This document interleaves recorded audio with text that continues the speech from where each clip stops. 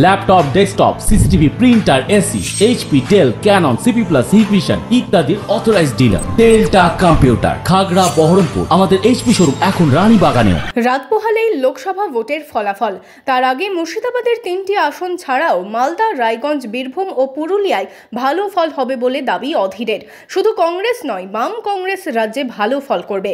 এই ভোটের ফলাফলে নতুন করে বাংলায় রাজনীতি উদয় হবে বাম কংগ্রেসের বলে দাবি করলেন অধীর চৌধুরী। মুর্শিদাবাদের 3টে আসন আমরা জিতব।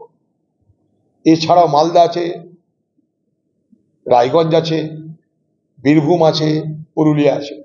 এই কয়েকটা জায়গায় আমরা খুব ভালো ফলাফলের আশা করছি। আমরা মানে কংগ্রেসের পক্ষ থেকে, বামেদের পক্ষ থেকে দমদম, তারপরে আরো কি তারা কতগুলো দক্ষিণ কলকাতা, এইসব জায়গায় তারা তাদের মতন করে সার্ভে করেছে। আমি আবার বলছি, কংগ্রেস বামের এই আগামী কালকের যে ফলাফল হবে, সেই ফলাফলে নতুন করে তাদের এই বাংলার রাজনীতিতে আমাদের উদয় হবে, এটুকু বলতে পারি।